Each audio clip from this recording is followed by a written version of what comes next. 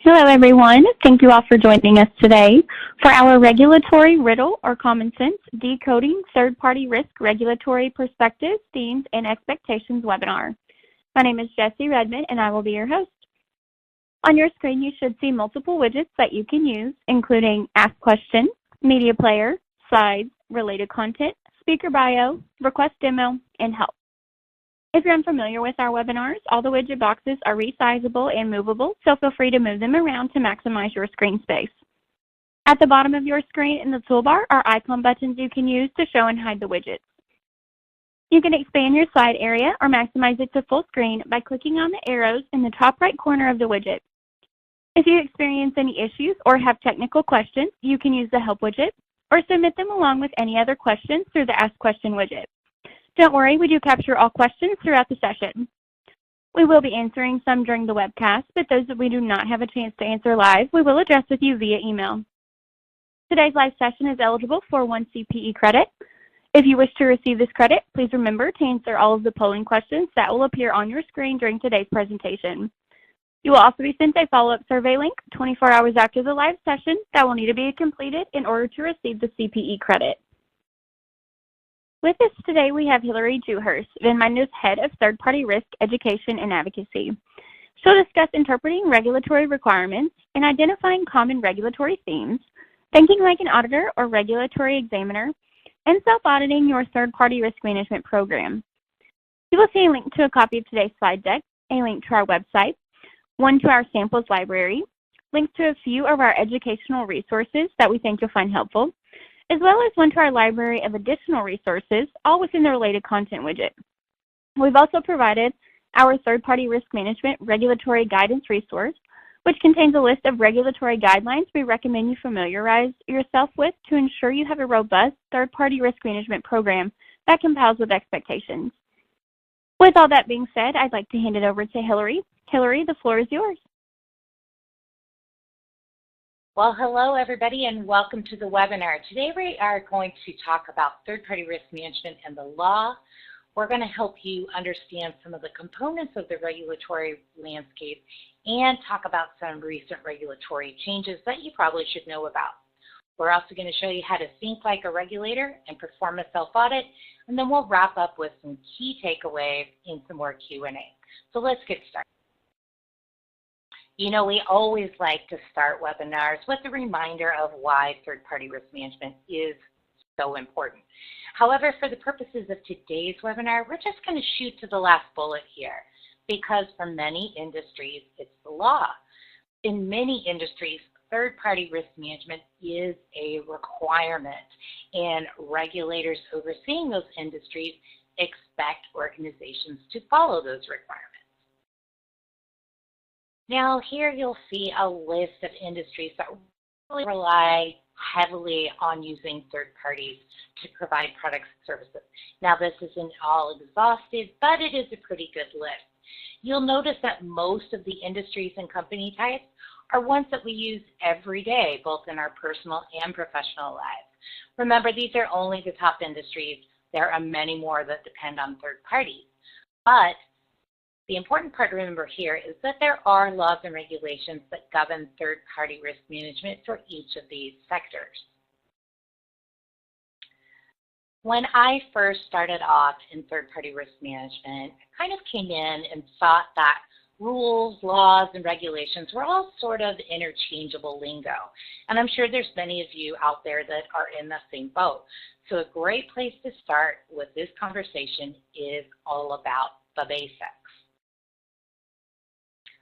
We're going to start with laws. Now, for any of you that are old enough to remember that great cartoon Schoolhouse Rock, you'll no doubt always think about old Bill sitting on Capitol Hill just waiting to become a law. And though it was a really great jingle to help us remember our civics lessons, but the long and short of it is that laws must go through a legislative process, which includes sponsorship, debate, and passage through Congress. Then there are usually budget hearings and final executive approval. Once that bill becomes a law, it governs everyone equally. Regulations, on the other hand, are not subject to legislative process. Regulations are created by executive departments and agencies. And because those agencies and departments are appointed positions, the current administration always has significant influence over these groups. This is why proposed regulations and regulatory agency appointments are often subject to a lot of political challenge. But keep in mind, the administration and the regulators do not make proposed regulations in the dark. They, as a matter of practice, allow the public to see the proposed regulation and then to provide comments. Sometimes the comments are made by industry leaders, and that can affect the final regulation. But once the regulation goes into effect, it has the force of law because it is essentially implementing a law. But regulations only affect those who are dealing with the enforcing agency. Now, one thing to note here is that just because you may not be subject to the regulatory guidance of a specific regulator does not mean that your program won't necessarily be affected by that guidance.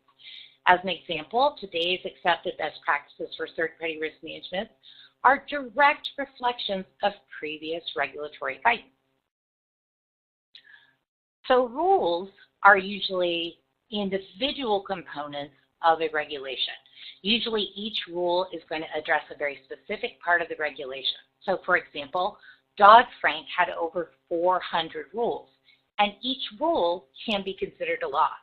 We can also regard rules as individual sets of requirements that help us comply with the total regulation. And that brings us to guidance. Guidance is really an all-inclusive term that refers to supplemental material that's provided by the regulatory agency to clarify the rules.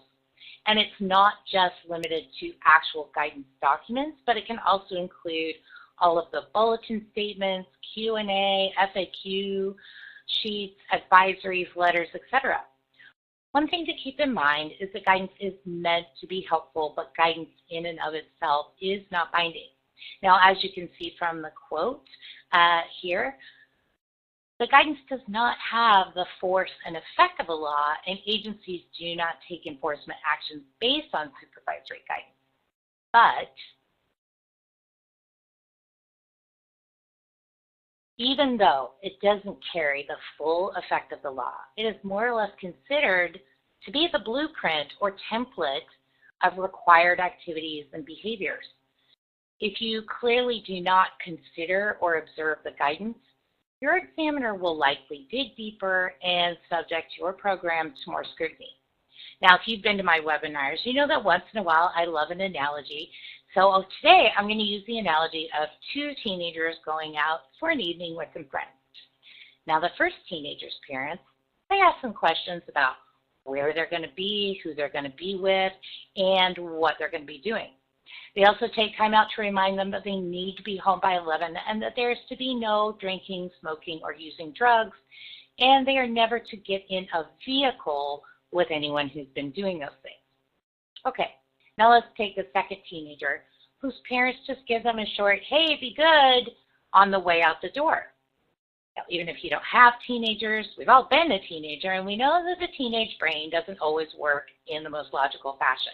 So, considering those two parental approaches, which teenager has the better blueprint for staying out of trouble? So the first teenager definitely has more explicit guidelines and knows what's expected of them. But let's think about the second teenager. No matter how mature or responsible they believe themselves to be, they're still left to interpret what it means to be good. And that may translate very differently for, say, a 16-year-old than maybe a 35-year-old. Without specific guidelines to follow, they may be at more risk of ending up in undesirable circumstances because they aren't considering what might get them into trouble. Now, we can think about guidance the same way. Like the parents of the first teenager, regulators have put time and effort into outlining their expectations and have provided a blueprint for a safe and sound operation. As such, they carry the expectation that these guidelines will be observed. Now, of course, I realize that none of you are teenagers, but risk management disciplines do vary a lot by organization. And if you happen to be responsible for third-party risk management, it's always very helpful to have those guidelines to refer back to and to use as your North Star for how you run your program. Now, and I have you thinking all about your teenage years, let's take a break for our first poll. Jessie? And this brings us to the first poll question of the day. You should see the poll question now in the slides area. If you have any issues, please feel free to send us a message using the Ask Question widget, and we will be happy to assist. As a reminder, if you wish to receive the CPE credit for today's session, you must answer all poll questions and be in attendance for the entire live session. This poll question is, in what ways do regulatory requirements impact the development of your third-party risk management program? Directly, indirectly, and influence? We don't currently do third-party risk management, or you're not sure? Hillary, we have some time now to answer a question from the audience. Let's do it. I work for a bank that is regulated by both the OCC and SEC. Does one set of guidance supersede the other? That is a great question, and the answer is no.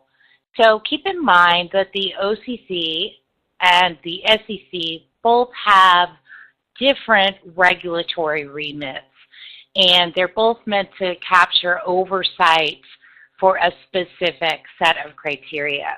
So while the OCC, which is really about regulating banks and their products, large-scale banks, they are interested in a certain set of criteria around third-party risk management. The SEC is more about investments and advisors and things that are not typically covered under OCC. While the regulatory requirements for third-party risk management may be very similar, you need to read and understand both sets of guidance and make sure that you're following all of the requirements that are there so that you can cover both. So don't try and use one or the other. You will need to use both. I hope that helps. Thanks, everyone, for answering that poll question. Here are those results. By the way, you may have noticed reactions such as a thumbs up or heart coming across the screen. If you find this feature distracting, you can turn it off by clicking the 4 arrows in the top right-hand corner of the slides widget, which will expand the slides to full screen and no longer show the reactions. Also, before we move on, in the related content widget, you'll find a helpful resource to reference that contains information and tips to comply with various third-party risk management guidance. It's our third-party risk management guidance and regulations ebook. With that, Hillary, back to you. So now we know the basics and the differences between laws, regulations, rules, and guidance, but that doesn't mean it's always easy to sort out. Remember, there are thousands of laws and regulations that apply to third-party risk management, regardless of if your industry is actually regulated. And there's always laws that are going to apply to your third party. I'd be remiss if I didn't mention that there are also many state and local laws that may also apply to your third-party practice. As we move through this conversation, we're going to focus on concepts of regulatory requirements more than the actual regulatory agency, just because there's so many, and we would never have enough time to go through each one. So let's take a look at some examples. Well, maybe you're thinking that you're not in a regulated industry, so this conversation isn't really that relevant, but not so fast, because there's lots of general regulations, rules, standards, laws that apply to almost every organization. There's so many examples, but I picked the ones that I thought most people would be somewhat familiar with. So let's start off with Sarbanes-Oxley, which really is meant to improve the accuracy and reliability of corporate disclosures, including audit requirements, and how records should be kept and stored. We also have FCPA, which forbids bribery and corruption. And after that, we have the OECD, which was implemented in 1999 to reduce political corruption in developing countries. Now, I can actually remember when it was not considered all that unusual when a company was going to do business in a developing region that they may have made payments to local, political, or tribal authorities to get access. Well, that is no longer the case, and it hasn't been for over 20 years. We also have standards in ISO that prevent bribery. So regardless of what industry you're in, those anti-bribery requirements pretty much apply to everyone. Now, we also have the California Transparency in Supply Chains Act, which is really about preventing human trafficking and modern slavery. This law is all about disclosure and making statements about what your organization does to prevent such practices. Moving on, we have Title VII, which is the anti-discrimination law. This is a civil rights law and applies to organizations that have 15 or more employees. There's the Wages and Fair Labor Standards Act, which that's the minimum wage requirement, and it also is the overtime requirement. It also includes child labor laws, etc. It's very important to make sure your third-party vendors are complying with this law. And I've added the California Consumer Privacy Act here as an example of some of the local laws that can apply to you even if you're not in that jurisdiction. For example, if you have customers or clients in California, you must comply with this law. A note about privacy laws here. California may have been the first, but it's certainly not the last, and there are so many new privacy laws that have been enacted and more on the way. So it makes sense to know how those laws are applied to your organization and your third party. And then finally, we have OSHA, which is the Occupational Safety and Health Act, which hopefully prevents dangerous working conditions for everybody everywhere. So that's just a small sampling of the many laws, standards, etc., that are out there and must be considered both internally and for your third parties. Now, let's get into some industry-specific regulations. I want to point out two things. We're not going to have time to go through every one. We're just going to pick out some of the big ones. But I do want you to pay attention because many of the rules and requirements or the focus of these third-party regulations are very similar. Starting with financial services. And I'm going to start here because this is one of the most highly regulated spaces. And there are quite a few regulators. But let's look at some of the things that regulatory requirements have in common across the financial regulations. So first of all, there's the engagement of the board and senior leadership. And while this concept is really well known and practiced in larger financial services, it may not always be practiced in smaller institutions, but it is a requirement regardless of size. This is really to make sure that third-party risk management is recognized as a risk for the company and that the protocols and practices that go into addressing risk are recognized and approved by the highest level of the company. This is why we ask the boards to approve our third-party risk management policy.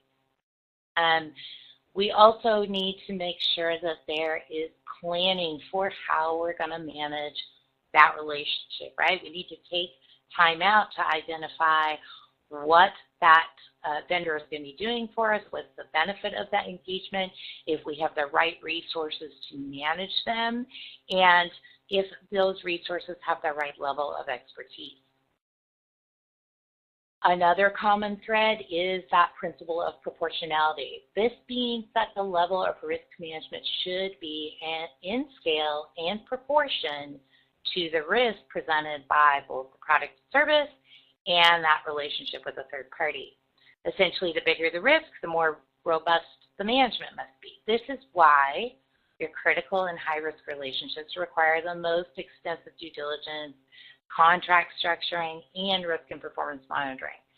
And while I like to believe that everyone really understands these requirements, I need to reiterate that the process of due diligence is not just a one-and-done requirement, but there also has to be a regular review of those risks. In addition, your financial institution, if they have relationships with fintech companies, you have to include those relationships in your third-party risk management practices. All right, let's jump over to healthcare services. So the regulatory requirements here really focus on the security and privacy of personal health information, or PHI, and how vendors are able to interact with that data. Now, the requirements here are very prescriptive and really talk about each type of relationship to the organization. Covered entities, for example, and those requirements are very prescriptive when it comes to vetting third parties with access to that data. Again, healthcare services are really talking about each type of relationship and their individual obligations and duties around protecting personal health information, right? And you can see the regulators down there. There's quite a few of them, but this is a common thread throughout all of their regulatory requirements and guidance. Now let's take a look at insurance services. The big focus of these regulations is to make sure that the operation has effective due diligence processes and that they are in place and fairly executed when securing a provider, right? And we also have a big emphasis on evidencing that due diligence. Now, as you can see, each industry is not wholly different from other industries, but each one might have a different focus.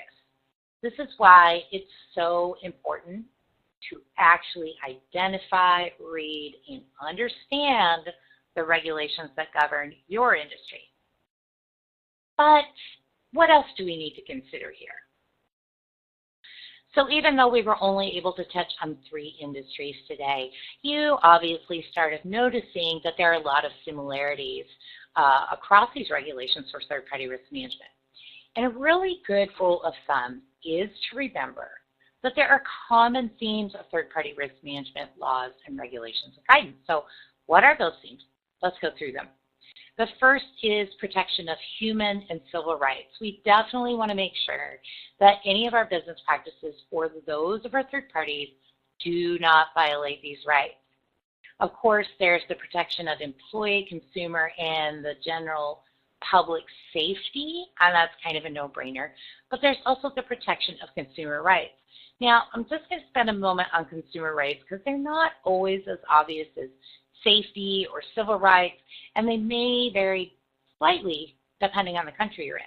But for the purposes of this conversation, in the United States, as a consumer, you have 4 distinct rights. You have the right to safe products and services, you have the right to be informed, you have the right to choose, and you have the right to be heard. Now, we also have the protection of critical infrastructures. Anyone who could remember the financial crisis of 2008 will remember the practices that upended the economy and will understand what is meant by the protection of critical infrastructures. There's also the protection of the environment and natural resources. There's safe and sound business practices and decisions. And the last 3 bullets really evolved out of issues like that financial crisis of 2008 and more recently the pandemic. And those are effective risk management, right? It's not enough to know there's a risk. You need to manage and address that risk in a way that makes sense. There's also transparency and disclosure, especially for public companies. If there's something weird going on, their shareholders have a right to know. And finally, the big is oversight and accountability. The importance of making sure that someone is accountable. So those are the basic common themes. And the reason I really want you to focus on these is because you can literally go through any business practice and think about these concepts. You can ask yourself questions like, does this business practice potentially violate a consumer right? Or is what we're doing considered effective risk management? Thinking in those terms is always going to serve you really well, because when you review your third party's business practices against this list, it can be as effective or even more effective sometimes than memorizing a regulation. Now, of course, that's not to say you can't memorize the regulations, but keep in mind that those requirements are usually just common sense, ethical behavior, and safe and sound business practices. And if you operate from that standpoint and use those principles, you're usually going to be in line with all laws and regulations. So it's good to remember whenever you have a specific vendor risk, there's usually a regulation or law addressing that risk somewhere. So for example, if there's a potential for business continuity risk, there are plenty of regulations that govern those risks. Information security, Oh my goodness, there are literally so many laws and regulations around information security. We're getting more all the time. So keep in mind that regulations are just common sense, ethical behavior, and sound business practice. So to wrap up this section, remember that you might be in an industry that's subject to one or more regulators. So you have to know who those governing bodies are, and you have to know the requirements they set forth. Again, you don't have to remember them. You don't have to know them by heart, but you should be able to recognize central themes of requirements and the regulations and let them sort of be your North Star. Now, when it comes to guidance, again, it's not the law, but it is considered a best practice, so it's advisable that you follow those guidelines as closely as you can. Now, here's the big question. Can you stray from the guidance? Remember, you have to understand the requirement to prove that you're meeting the requirement. And maybe you're doing that in a different way than is stated in the guidance. If that's the case, you'll likely be okay, but you need to be able to articulate how you're meeting the requirement, document it, and prove it. Now, a regulatory examiner told me once that the guidance is structured like a roadmap, lays out all the critical requirements and directions, and that examiners will follow that same roadmap when they're reviewing your third-party risk management program. So if you align yourself to the guidance and the standards within the guidance, that's always recommended. So what happens when regulations or guidance changes? Because they do change or get updated from time to time. Generally speaking, the protocol is to announce the proposed changes in a draft and provide a window for public comment. From there, the regulators consider and sometimes potentially alter the proposed guidance. Then they make it public and provide an effective date. Now, from the moment proposed changes are made public, it's always a very good idea to read the information and map how those changes could change or alter your internal processes and affect your resources. How extensive are those changes? Will you need new technology or more resources? Will you need to make changes to your policy, program, and procedures documents? In any case, it's always good to have a working plan for making any changes. But remember, you aren't expected to comply until that regulatory requirement is effective. All right, for the next few slides, we're going to focus our attention on some of the bigger regulatory updates that happened this year, as well as some areas to keep your eye on. Before we go ahead, I do want to remind everyone that in your related content widget, we do have a really great download. It is the Third-Party Risk Management Regulatory Guidance Resource, which contains a pretty exhaustive list of third-party risk management guidance for different industries. So check that out. Now, the big one that happened this year was the Interagency Guidance on Third-Party Relationships. This is the Financial Services Regulation, which, keep in mind, tends to influence best practices for all of third-party risk management. And the big changes here were that the three agencies, the FDIC, the OCC, and the Fed, finally got it together and said, look, we need just one set of rules and requirements, a single guidance for all of the banks, regardless of their size. So the guidance was based off of the 2013 OCC guidance, which was really considered the gold standard and is also quite exhaustive and prescriptive. Now, if you've already been following that, it's probably not such a big leap, but for other organizations, maybe smaller banks who are not used to it, it can be a pretty heavy lift. One really important thing to remember, and this is for everyone to pay attention to, is that all third parties are now in scope. So the guidance is beyond what we would typically think of as just vendors, service providers, suppliers. This now includes all third-party relationships, excluding your customers. So that's your fintechs, your banks, your data provider. So just keep that in mind. I definitely don't have time to go through it in exhaustive detail, but do download it if that applies to you. And even if it doesn't, it's not a bad thing to read because, like I said, these agencies have a tendency to really influence what happens with other regulators. Another pretty material regulatory update this year was the SEC notification rule, which was issued in July this year, which means the SEC has now adopted rules requiring registrants to disclose material cybersecurity incidents and disclose information on their cybersecurity risk management strategy and governance. So this means that we're putting that information about our cybersecurity programs in our annual 10K filings, and that we have to register and file within 4 days of determining material cybersecurity incident, right? So just a point of clarification, that's 4 days from the time you determine it was material, not 4 days from the time the incident happened. Now, there's some other emerging spaces that we want to keep our eyes on. One is climate change and ESG, which is environmental, social, and governance transparency and reporting. So the SEC has a proposed climate risk disclosure, which would mean that companies need to measure, report, and manage their climate and sustainability risks. And this would be whether they're private or public. And a lot of people are not happy about this, and as you know, the environment of our politics today, there's a lot of pushback, and there should be probably a lot of legal challenges here. So still important to keep your eye on that. Also, in the same vein, the OCC, FDIC, and the Fed have all made warnings to banks that there are financial risks related to climate change, and they're really asking banks to develop risk management frameworks that include 6 principles of governance scenario analysis, and all banks are at risk regardless of their size or business model. So keep your eye on that one. Now, privacy is another huge space we need to watch. There is a proposed regulation, it's the American Data Privacy and Protection Act, and this is something that would create national standards for safeguarding personal information. Personally, I think that's a fabulous idea.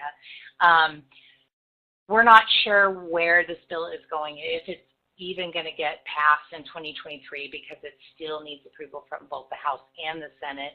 But it's already creating ripple effect, and it's affecting cybersecurity compliance, that whole landscape. There's also so many state privacy laws that have come into effect. There's California, Colorado, Connecticut, Utah, just to name a few. So keep your eyes on those jurisdictional privacy laws that are going to impact you and how you manage the data of your customers. Just a final thought while we're talking about regulators following the law, there have been plenty of enforcement actions related to third-party risk management. I'm just going to pick out a few here. So this year, American Express was fined $15 million because they did not have proper call monitoring controls and mechanisms for customer complaints. A bank in Utah was fined $15 million for insufficiency in their third-party risk management oversight, and that they failed to oversee those third parties properly. There was also an Alabama bank that was fined nearly $3 million for noncompliance with flood insurance regulation, which you wonder, what does that have to do with the third party? But they were not monitoring portfolio home loans to make sure that third-party service providers were compliant with regulations. So just some examples of, yes, the regulators care, they do come out if they find material issues. Fines can be expected. Now, it's time for our next poll. Jesse?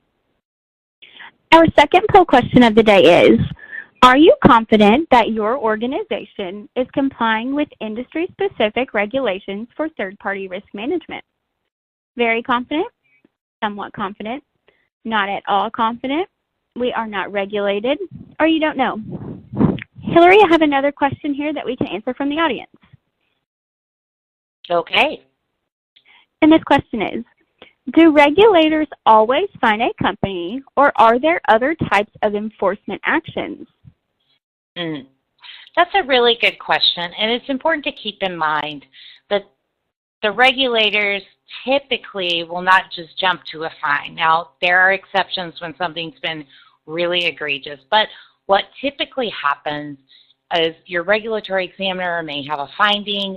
They will write you an official warning or a letter describing what that issue is and what their expectations for remediation are. You usually have a set time frame to accomplish that remediation, and if it's not completed on time or not completed satisfactorily, then they'll move up to more escalated enforcement actions, including things like a cease and desist order or a large fine. There's been all kinds of examples where companies are being warned for a good period of time before that fine actually happens. So yes, there's different ways of getting you to do the right thing. Fines are only part of that and usually occur after several warnings. I hope that helps.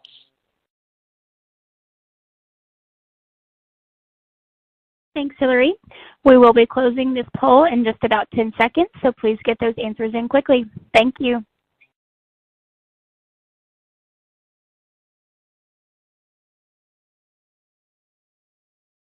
Thanks again, everyone, for taking the time to answer the poll.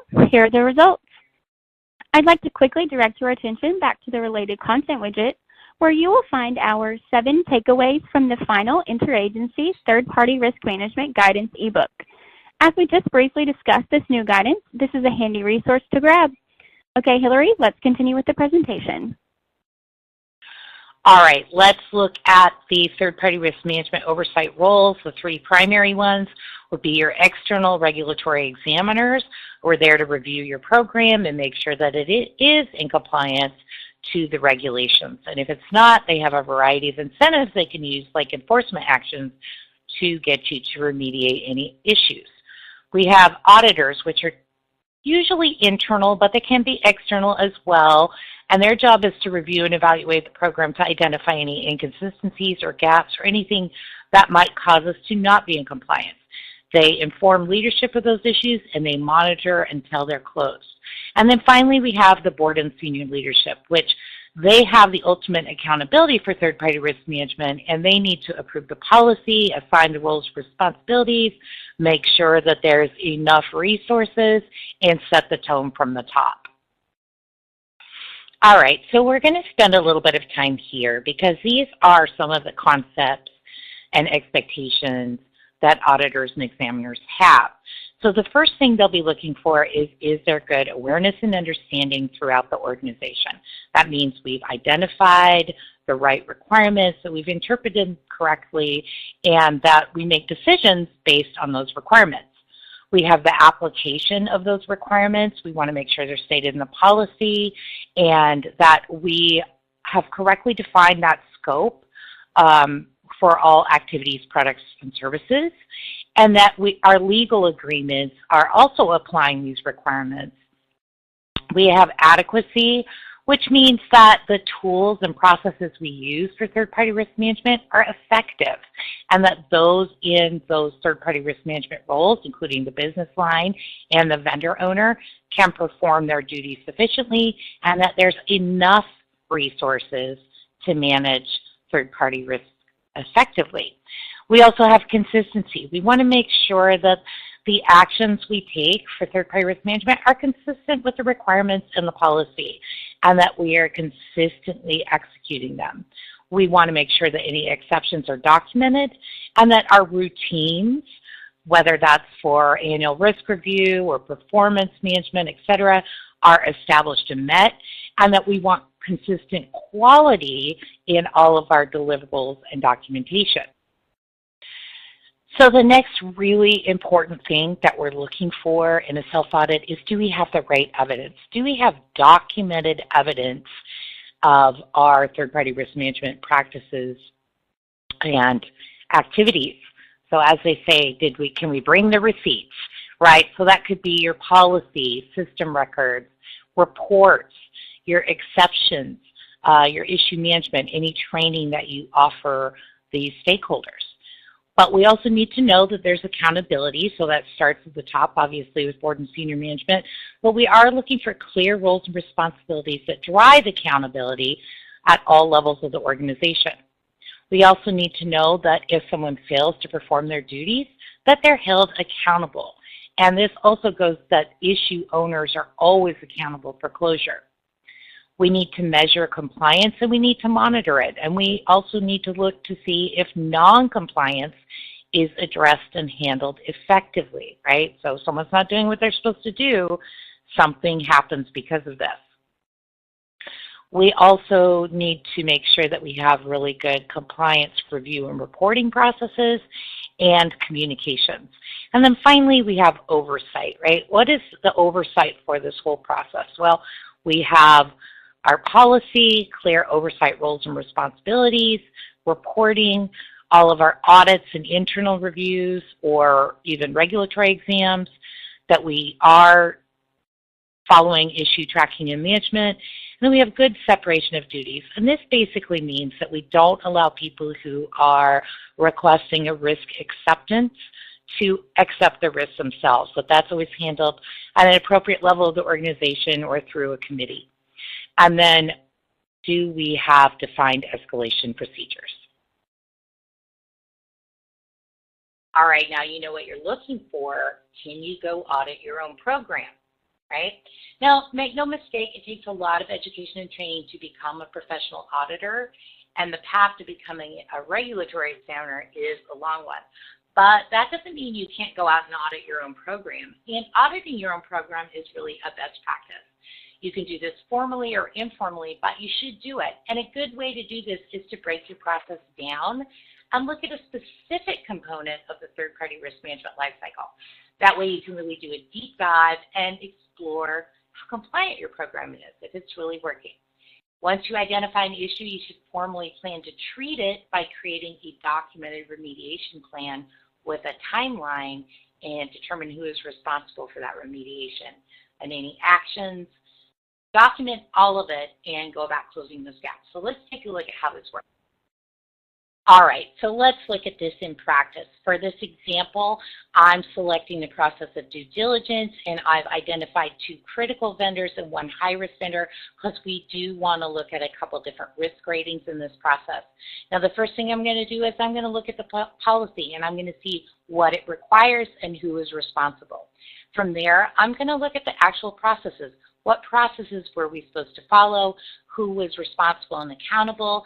And were these processes followed consistently, right? What is the evidence that we followed those processes, and were there any exceptions? Now, when it comes to evidence, you know, we want to look at everything. We want to see the inherent risk assessment, give us a risk rating to base our due diligence off of. We want to look at that questionnaire. We want to look at the documents collected. Maybe we want to also review the SME reviews of their controls, review any findings or issues, and look at how that all impacted the eventual contract. We also want to see that from due diligence that appropriate monitoring cadence was set up, and potentially there's, cadence around testing or reviewing controls. We want to see that open issues have been addressed, and if they haven't been, maybe they're a post-contract issue, that they were followed up on appropriately, that we're looking at vendor performance, and that we're able to identify any new or emerging risk. All right, as you're going through your process and you're doing your self-audit, you've got to remember to think like a regulator. You have to understand that regulators and auditors are supposed to be objective, so you need to be too. And remember, you may know why a certain action or process was handled in a different way, but if your auditor examiner is not going to know that, because they are going to be looking at documentation to identify where things don't line up. So if you use that same approach, objective and neutral methodology, you're going to be more likely to identify any gaps or issues. Now, the best path to having a good audit or exam is to train stakeholders to always act as if an auditor or examiner is coming the very next day. This means we don't take shortcuts in documentation. We address issues with a sense of urgency. We stick to the process, and we document any exceptions. This also means following up when items are delayed or late, or to address poor quality, even if that means you have to escalate up the food chain to make sure issues are addressed. Now, I do want to highlight separation of duties here. When you are dealing with risk management, it is imperative that the owner of the risk is not necessarily the same person to accept the risk.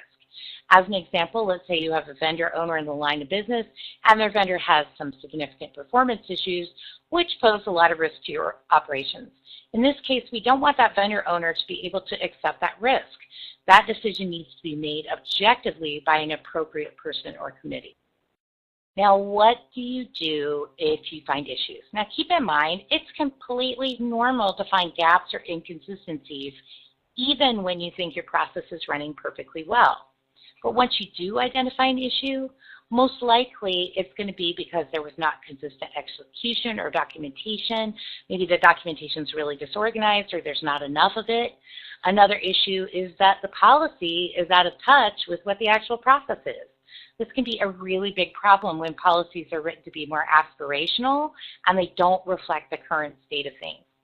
Finally, when responsibilities are not executed by the appropriate person or not at all, that is another reason we see findings in audits and exams.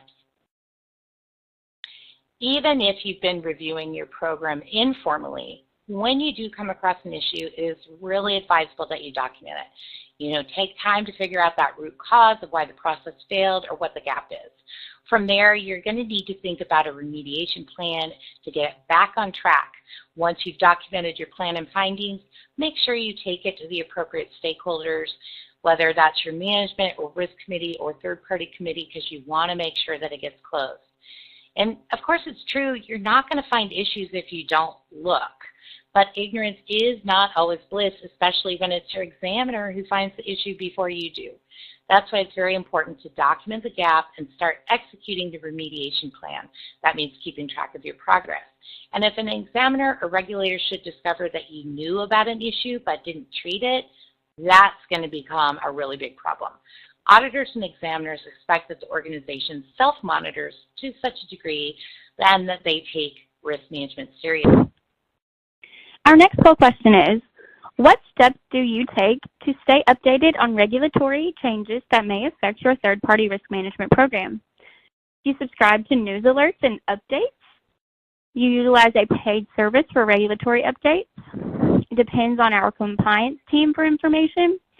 One or more of the above, none of the above, or you're not sure? Hillary, we can answer another question here from the audience. All right. I have heard that regulators only really care about critical vendors. Is this true?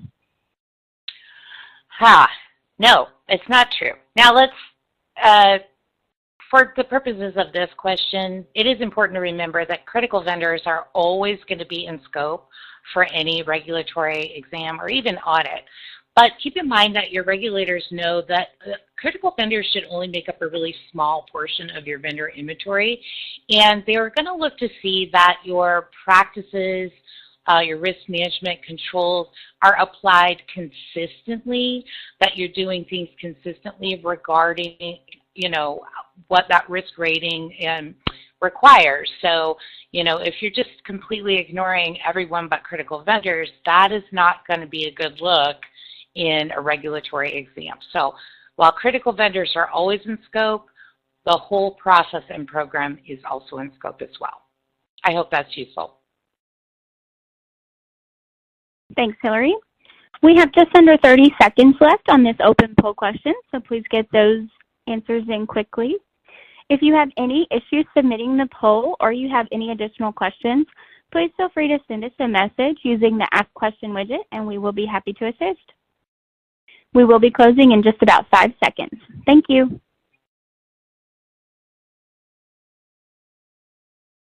And here are those results. Thanks, everyone, for answering this question. In the Related Content widget, you will find our third-party risk management, audit, or regulatory exam checklist available for download. I'll pass it back to you, Hillary. So I promise you the day will come that you'll get that notice of an audit or regulatory exam. And the first thing is don't panic. These are normal parts of the process. And if you've already been auditing your program and you know of a few issues, don't scramble to try and get them all fixed before the examiner or the auditor shows up. If you've been appropriately capturing the issues and you have documented plans in place, you can merely submit them with your documentation. Now, the truth is that auditors and examiners do expect to find issues and realize that we all have problem vendors. You know, the best case scenario at the end of an audit or an exam is that the issues listed are really just observations or suggestions for improvement. Even if you think you have a perfect program, always expect some findings or observations. All right, just some key takeaways from today. Beyond meeting the regulations, regulators expect behavior and processes that are reflecting good common sense. That doesn't mean that you don't need to still take time to identify and read those regulations that are specific to your industry, and you need to keep on top of any new or changing regulations. Make it a practice to review your third-party risk management program with that auditor or examiner mindset. And don't just spot issues, make sure you record, report, and manage them. Make sure that adequacy, consistency, and evidence are daily priorities for all your stakeholders. That's going to make any regulatory exam or audit go just that much smoother. And if you are subject to an exam, do not scramble to try and fix everything before the examiner gets there. It's better to report the known issues and have documented plans in place to remediate them. And then finally, you should expect that all audits and exams are going to have findings or at least observations, because that is the point. So with that, I'm going to turn it back over to Jessie for some more information in Q&A. Jessie? Great. Thanks so much, Hillary. Before we dive into more questions and answers, I would like to thank everyone for attending. I would also like to thank Hillary for her time in sharing some important information. On your screen now, you will see our upcoming webinar on December 12th, our third-party risk management best practices for 2024 session. We hope you'll be able to join us for that session. A link to register for that is in your copy of today's presentation slides.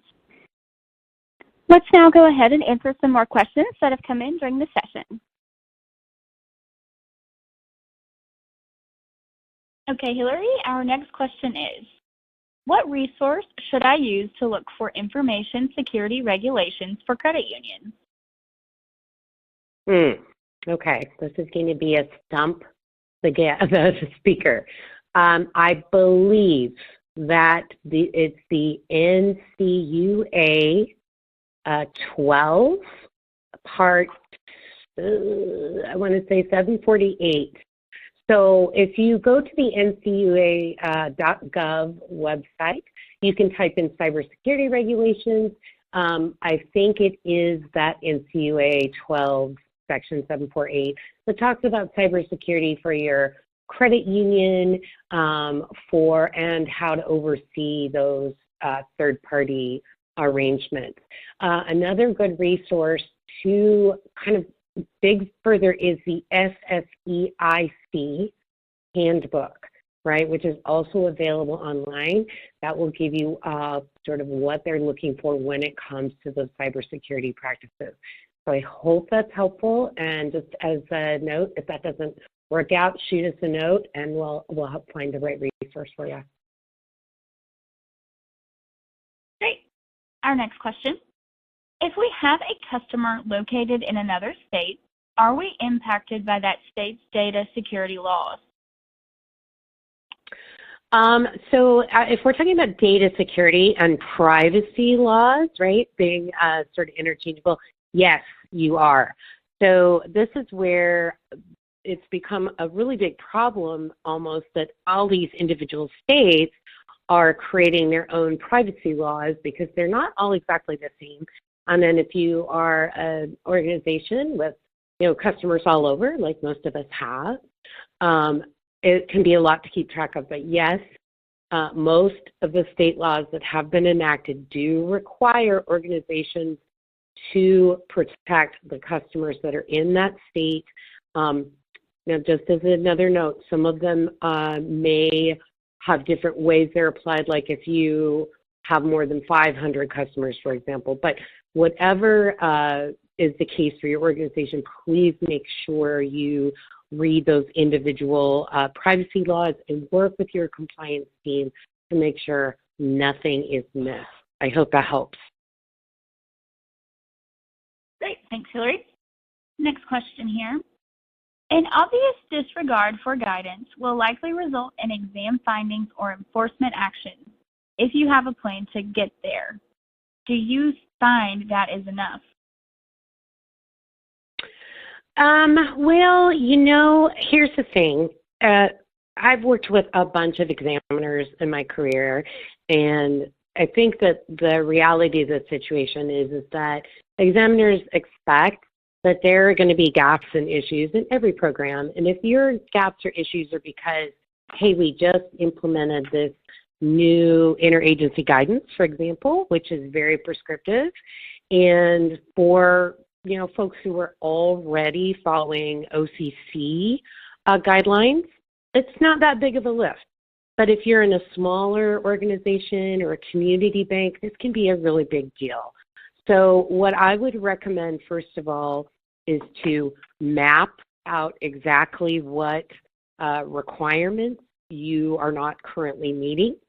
I would also prioritize them in terms of impact. So like if you're not meeting cybersecurity, due diligence requirements, that might be like a major issue that you would need to put at the top of the list. But I would create a remediation plan with dates and timing and responsibility and any toll gates you might have. Just document that, because giving that to your examiner will demonstrate that you have awareness, that there's an active plan in place. And, the most likely thing that's going to happen is they're going to ask you for updates or to provide updates to them before the next exam. So it's absolutely better than nothing, and in most cases, it will probably be okay. I hope that helps, and good luck. Great. Next question. How do we keep track of all the regulations? Is there a list of all the regulations we need? So, first of all, we created a resource in the downloads widget that is pretty comprehensive about third-party risk management related regulations, right? But the other thing that you can do is work directly with your compliance team. So compliance, just sort of by nature of their being, are supposed to understand all of the applicable laws, rules, and regulations for your particular organization. So if you feel like, you need more help or you need help interpreting them, they are always a great resource. So between those two, hopefully you can get what you need. Great. I think we have time for one more question. I recently joined a new company that still has a few open findings from a previous exam. I don't think it is possible to have them remediated in the required time frame, and I'm curious what actions you think I should take in this situation. Okay, well, first of all, don't panic. You've just come into this role. These are existing issues. I would, first of all, be really exhaustive and research any reasons why these have not been remediated at this point. So, did somebody leave? Did they try and fix it and it didn't work? I mean, first of all, start with what has or has not happened up until this point. The next thing I would do is, again, prioritize which of these issues is going to be the biggest. And I would create a working meeting with your enterprise risk team and whoever is responsible for regulatory exams at your organization. Most organizations will have a coordinator or an office that will help with this, and really sit down with them and say, look, I have these concerns. This is the background, the history. This is where we're at today. This is what I think we could do. And really, they will probably give the guidance to make some more documentation, and they will probably, most organizations will write a formal letter or notice to the regulator regarding their progress or maybe lack of progress. But I think the best thing you can do is just be really diligent, get all your facts straight, document, and try and make a plan work with your risk team to let them respond to the regulator. Great. Thanks, Hillary. Unfortunately, that is all the time we have left for questions today. Thank you again, Hillary, for taking the time to address some of those that came in. Any questions we did not have time to answer today, we will address offline. We would like to thank you all for attending and hope you found today's session valuable. You can ask even more questions inside of our third-party think tank, an online community that is dedicated to third-party risk professionals and free to join. Just because today's session has ended doesn't mean the conversations and questions must. Post your questions at thirdpartythinktank.com and see what your peers have to say. In the community, you'll find thousands of free educational resources, including ones related to third-party risk management regulations. If you'd like to become a member of Third Party Think Tank, you can register on the site or shoot us an email and we'll get you registered and send you a link to set your password. We did record today's session, and that recording link will be provided to you in a follow-up email that you will receive tomorrow afternoon.